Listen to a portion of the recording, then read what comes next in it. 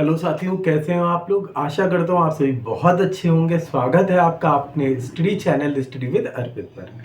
हम लोग चैप्टर 3 पढ़ रहे थे विद्युत धारा, और विद्युत धारा में आज का हमारा टॉपिक है मीटर ब्रिज। देखिए, मीटर ब्रिज बहुत ही ज़्यादा इम्पॉर्टेंट है आपके लिए, यहाँ पर ही नहीं बल्कि आप जो प्रैक्टिकल करते हैं फिजिक्स में वहाँ पर भी आपको ये काम में आता है। तो आज हम लोग इसको बिल्कुल डिटेल में पढ़ेंगे।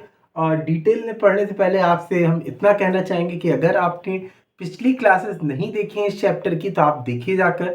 वहाँ पर आपको व्हीट स्टोन सेतु बताया गया था, और ये पूरा का पूरा वर्क व्हीट स्टोन सेतु के सिद्धांत पर ही कार्य करता है।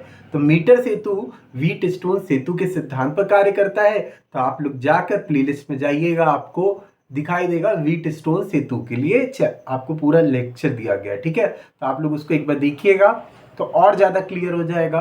शुरू करते हैं आज की क्लास। हम लोग बात करते हैं मीटर सेतु की।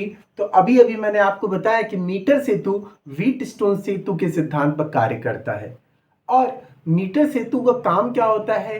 अज्ञात तार का प्रतिरोध ज्ञात करना। इसका काम क्या होता है? अज्ञात तार का प्रतिरोध ज्ञात करना। तो सबसे पहले हम लोग बात करेंगे यहाँ पर उपकरण की बात करेंगे, उपकरण का वर्णन। उपकरण कैसा होता है उसको समझते हैं। ठीक है, तो सबसे पहले हम बनाते हैं यहाँ पर उपकरण। देखिए, यहाँ पर एक तार होता है हमारा एसी। एक तार हमने ले लिया एसी, कोई तार है, और ये तार 1 मीटर लंबा होता है। ये कांस्टेंट या मैग्नीन धातु का बना होता है। ठीक है, तो एक तार हमारे पास है एसी जो कांस्टेंट या मैग्नीन धातु का बना होता है। इसको एक लकड़ी के बोल्ट के ऊपर फिट किया जाता है, और इस तार के ऊपर यहाँ पर एक हम लोग स्केल लगा देते हैं। 1 मीटर का एक स्केल लगा देते हैं, लकड़ी का या लोहे का जैसा भी स्केल हो, एक स्केल लगा देते हैं।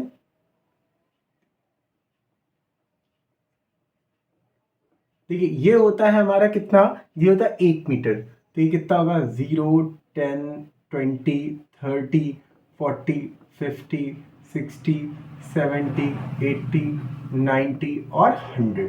तो ये कितना होगा? 100 सेंटीमीटर का। कितना है? 100 सेंटीमीटर का। तो यहाँ पर ये लकड़ी के एक बोल्ट के ऊपर हमने एक तार एसी लगाया, एसी को कस दिया, और उसके ऊपर 1 मीटर हमारे पास लगा हुआ है। 1 मीटर, 100 सेंटीमीटर का स्केल लगा है। इसके एक साइड जो तार होता है, तार के एक साइड आपको इधर एल आकार की पत्ती लगी हुई दिखाई देगी, और दूसरे साइड एक एल आकार की पत्ती लगी दिखाई देगी। एक एल आकार की पत्ती आपको दिखाई दे रही है। तो 2 पत्तियां, ये तांबे की पत्तियां होती हैं। ठीक है, ये तांबे की 2 पत्तियां हैं। अब ये जो तांबे की पत्तियां हैं, इनके ऊपर संबंधक पेच लगे होते हैं, मतलब इनके ऊपर स्क्रू लगा होता है यहाँ पर और यहाँ पर। ठीक है, यहाँ पर स्क्रू लगा होता है। तो हमने कहा कि एक तार है हमारे पास एसी जो कांस्टेंट या मैग्नीन धातु का बना है, जो एक स्केल की सहायता से लकड़ी के कार्डबोर्ड पर, लकड़ी के बोल्ट पर कसा हुआ है। इसके दोनों तरफ एल आकार की मुड़ी हुई तांबे की 2 पत्तियां होती हैं जिसपे संबंधक पेच लगे होते हैं। अब ये जो हमारे पास दिखाई दे रहा है, इन दोनों के बीच में एक आई आकार की पत्ती, तीसरी पत्ती लगी रहती है। एक आई आकार की पत्ती लगी हुई आपको दिखाई देगी। एक आई आकार की पत्ती लगी है। इस जो आई आकार की पत्ती, इस पे 3 पेच लगे होते हैं। यहाँ पर 3 पेच लगे होते हैं। ठीक है, तो अभी तक देखिए 2 एल आकार की पत्ती थी और एक आई आकार की पत्ती है। जो आई आकार की पत्ती है, इस पे 3 पेच लगे हैं। इस पे लेफ्ट साइड में इधर यहाँ पर एक प्रतिरोध बॉक्स लगा होता है। क्या लगा होता है? प्रतिरोध बॉक्स लगा होता है यहाँ पर। इसको बोलते हैं रेजिस्टेंस बॉक्स बोलते हैं। तो ये हमारा क्या है? प्रतिरोध बॉक्स लगा हुआ है। ठीक, और दूसरी तरफ जिस तार का हमें प्रतिरोध ज्ञात करना है, अज्ञात तार, वो प्रतिरोध लगा होता है यहाँ पर। यहाँ पर आपको क्या दिखाई दे रहा है? प्रतिरोध लगा हुआ। अब जो हमारा मीटर सेतु का ए सिरा है, इसको एक बैटरी के प्लस से जोड़ देते हैं, और माइनस सिरे पर एक हम कोई कुंजी लगा देते हैं, कोई एक की लगा देते हैं जिसका संबंध हमने सी से कर रखा है, हमने यहाँ पर सी से कर रखा है। तो इस तरीके से हमारा पूरा का पूरा सर्किट कंप्लीट होके तैयार होगा। तो हमने क्या किया, हमने यहाँ पर देखा कि भाई एक तार है हमारे पास एसी, जो भी टंगस्टन या कांस्टेंट या मैग्नीन धातु का है, जिसके ऊपर 1 मीटर की एक स्केल लगी हुई है, दोनों तरफ एल आकार की मुड़ी हुई पत्तियां लगी हैं, बीच में आई आकार की एक पत्ती लगी है, इन सब पे संबंधक पेचेस लगे हुए हैं। लेफ्ट साइड हमने क्या लगा दिया, प्रतिरोध बॉक्स, क्या लगाया, प्रतिरोध बॉक्स लगा दिया, यहाँ पर क्या लगा दिया, प्रतिरोध बॉक्स लगा दिया। और दूसरी साइड ये क्या है, अज्ञात तार का प्रतिरोध, जिसे ज्ञात करना, अज्ञात तार जिसका प्रतिरोध हमें ज्ञात करना है, ठीक। और ये जो बीच में पेच हमें दिख रहा है डी पेच, हम इसको डी नाम दे देते हैं, ठीक। और डी पेच की सहायता से क्या होता है, एक शंट युक्त धारा मापी लगी होती है, क्या लगी होती है, शंट युक्त धारा मापी लगी होगी, एक शंट युक्त धारा मापी लगी होती है, ये शंट लगा है इसके ऊपर, ठीक है। शंट युक्त क्या है, धारा मापी लगी हुई यहाँ पर, और जिसके एक सिरे पर जे जॉकी लगी, जॉकी जे लगा दी गई, ठीक है। तो इस तरीके से हमारा उपकरण तैयार हो गया। ये उपकरण हमारा है जिसे हम लोग मीटर सेतु कहते हैं। यहाँ पर डी वाले पेज पर हमने शंट युक्त धारा मापी लगा दिया, जिसके एक सिरे पर जॉकी जे जुड़ी हुई है। जॉकी क्या होती है, जॉकी इस तार के ऊपर स्पर्श होने के लिए बिल्कुल फ्री होती है, मतलब इस जॉकी की सहायता से तार को हम स्पर्श कर सकते हैं, कहीं पर भी स्पर्श कर सकते हैं, ठीक है। तो ये पूरा का पूरा उपकरण तैयार हो गया। तो अब हम इस उपकरण की सहायता से कैसे सूत्र निकाला जाता उसको पता करेंगे। अच्छा, हमने शुरू में आपको बताया जो मीटर सेतु होता है ये व्हीटस्टोन सेतु के सिद्धांत पर कार्य करता है। तो व्हीटस्टोन सेतु होता क्या है, व्हीटस्टोन सेतु होता है P/Q is equal to R/S, P/Q is equal to R/S होता है। तो इसको हमने इक्वेशन नंबर 1 मान ले रहे हैं। अब हम क्या कर रहे हैं, सूत्र की स्थापना कर रहे हैं कि सूत्र कैसे निकलेगा जिससे कि हम इसको आगे सॉल्व कर पाए। देखिए अब समझते हैं। देखिए जैसे हमने प्लग को ऑन किया, कुंजी ऑन की, तो परिपथ में धारा बहना शुरू हुई, परिपथ में क्या हो गया, धारा बहना शुरू हो गई। और इस जॉकी को हमने तार AC पर धीरे धीरे धीरे धीरे करके स्पर्श कराते हुए लेके आ रहे हैं। और स्पर्श कराते हुए हम लोगों ने एक पॉइंट ऐसा पाया जहां पर देखा धारा मापी में कोई विक्षेप नहीं है, मतलब धारा मापी की सुई बिल्कुल सीधी दिख रही, ना लेफ्ट जा रही ना राइट जा रही है। तो इस अवस्था को हम लोग संतुलन की अवस्था कहते हैं। जहां पर धारा मापी में कोई विक्षेप ना उत्पन्न हो उसे कहते हैं हम लोग संतुलन की अवस्था। तो मतलब क्या है कि इस पॉइंट पर टच करने पर क्या पा रहा है, संतुलन की अवस्था। तो इसको हमने मान लिया कि ये बिंदु B है, मान लेते क्या है, पॉइंट B है। और पॉइंट B पर ये क्या है, संतुलन की अवस्था में है, ठीक। तो मान लेते हैं A से लेकर B तक की लंबाई कितनी है, L। हमने A से B तक की लंबाई कितनी ले ली, L ले ली। अच्छा, A से B तक की लंबाई कितनी, L ले ली। अब B से C की लंबाई कितनी होगी, देखिए टोटल लंबाई कितनी है 100, और 100 में से L तो हम ले चुके हैं, तो बाकी की बची क्या, 100 माइनस L। तो ये क्या हो गया, 100 माइनस L हो गया, ठीक है। ये 100 माइनस L हो गया। तो अब हमें ये समझ आया कि बिंदु B क्या है, संतुलन की अवस्था में लेके आ रहा है। तो अब देखिए ये क्या है, प्रतिरोध बॉक्स R हो गया, ये अज्ञात तार जिसका प्रतिरोध निकालना है ये हमारा P हो गया, और ये क्या हो गया, Q हो गया। तो अब देखिए क्या बन गया, ये व्हीटस्टोन सेतु की तरह PQRS बन गया, नहीं बन गया भाई। व्हीटस्टोन सेतु में भी तो हमने 4 प्रतिरोध पढ़े थे PQRS, तो उसी तरह से यहाँ पर भी बन गया हमारे पास। अगर आपने व्हीटस्टोन सेतु नहीं देखा है तो एक बार देखिए, तभी आपको ज़्यादा चीज़ें क्लियर होंगी, क्योंकि व्हीटस्टोन सेतु के बिना इसे समझने में दिक्कतें होंगी ही होंगी। तो इसलिए एक बार आप लोग व्हीटस्टोन सेतु पिछले वीडियो में आप लोग देखिएगा जाके।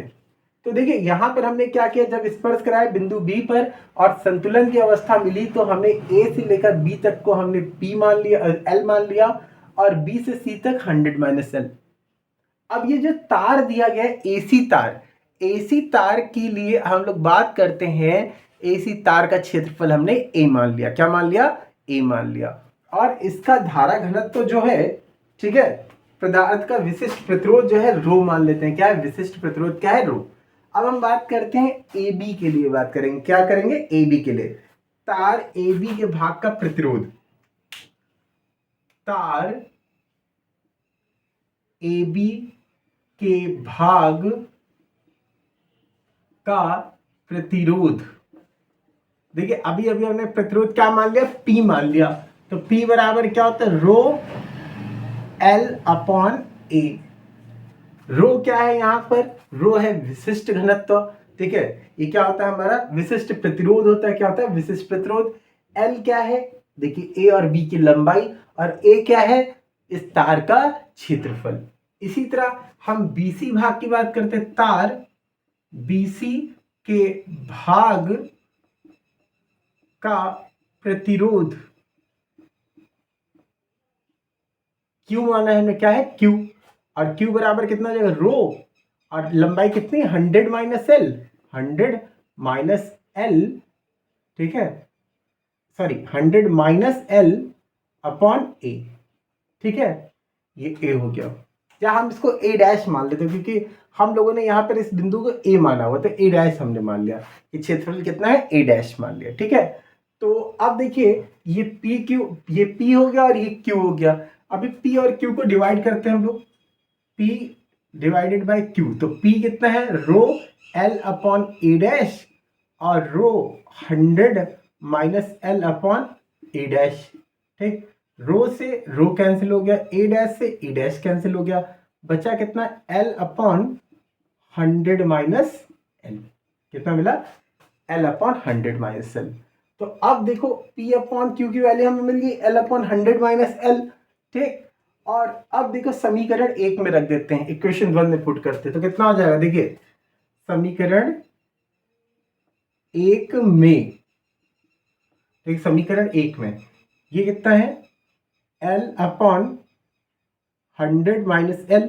ठीक, और ये कितना है? R upon S. कितना है? R अपॉन एस हो गया हमारे पास। ठीक, तो L अपॉन 100 माइनस एल हो गया ये, और ये R अपॉन एस है। हमें निकालना क्या है? S निकालना है। S क्या है? तार, अज्ञात तार का प्रतिरोध।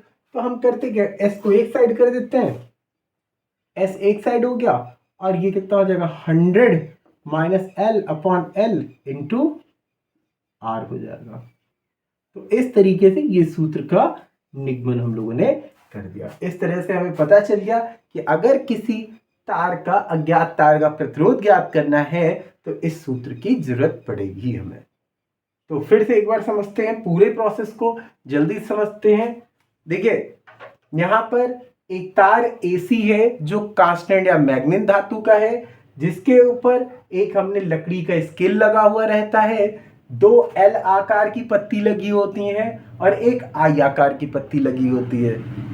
L आकार की पत्ती और I आकार की पत्तियों पर संबंधक पेच लगे होते हैं, स्क्रू लगे होते हैं। लेफ्ट साइड पे प्रतिरोध बॉक्स लगाते हैं, राइट साइड पे अज्ञात तार जिसका प्रतिरोध ज्ञात करना है। ठीक, और बीच में जो ये D पॉइंट दिखाई दे रहा है, D पॉइंट पे शंट युक्त धारा मापी लगाते हैं, जिसका संबंध जॉकी J से कर देते हैं। ठीक है, अब दूसरे साइड A को पॉजिटिव से जोड़ते हैं और एक कुंजी K जोड़ते हुए C से कनेक्ट कर देते हैं। अब प्रोसेस कैसे शुरू होता है?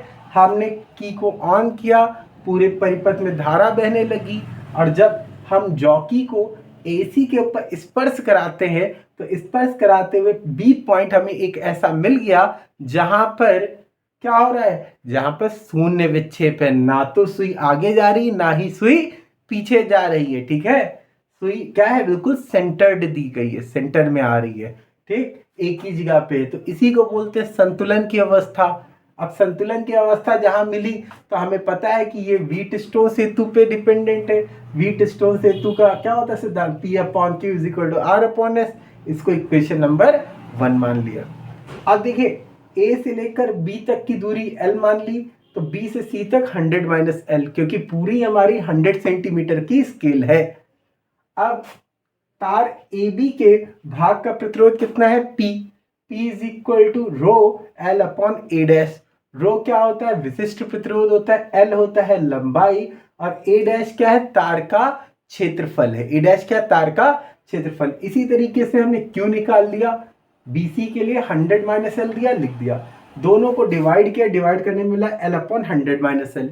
इस वैल्यू को उठाकर हमने पुट कर दिया इक्वेशन नंबर 1 पे।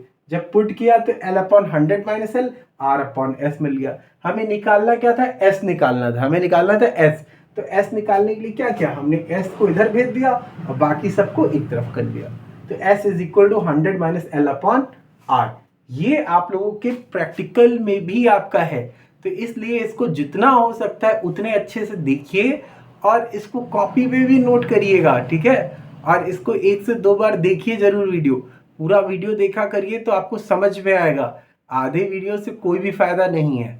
और अगर वीडियो ऑन करने पे वीडियो क्वालिटी पे आपको अगर थोड़ा इम्पैक्ट दिखता है तो आप अपनी सेटिंग में जाके क्वालिटी को इन्हेंस कर लिया करिए, बढ़ जाएगी क्वालिटी, ठीक है। तो उससे आपको क्लियर वीडियो दिखाई देगा। आशा कर रहा हूँ कि आपको वीडियो अच्छा लग रहा होगा। आपको अच्छा लगा है तो आप इसे लाइक ज़रूर कर दिया करिए, कमेंट ज़रूर कर दिया करिए, जिससे हमें भी मोटिवेशन मिलता है कि आपके लिए डेली अच्छा वीडियो बनाया जा सके। आप लोग कमेंट नहीं करते हैं, आप लोग अगर कमेंट करेंगे या आप लोग लाइक करेंगे तो मुझे अच्छा लगता है कि हाँ ठीक है, और मेरी मेहनत जहाँ कर रहा हूँ सही जगह जा रही है। तो आप लोग शेयर भी कर दीजिएगा अपने दोस्तों से, नए हैं तो सब्सक्राइब ज़रूर कर दीजिएगा। Thank you so much.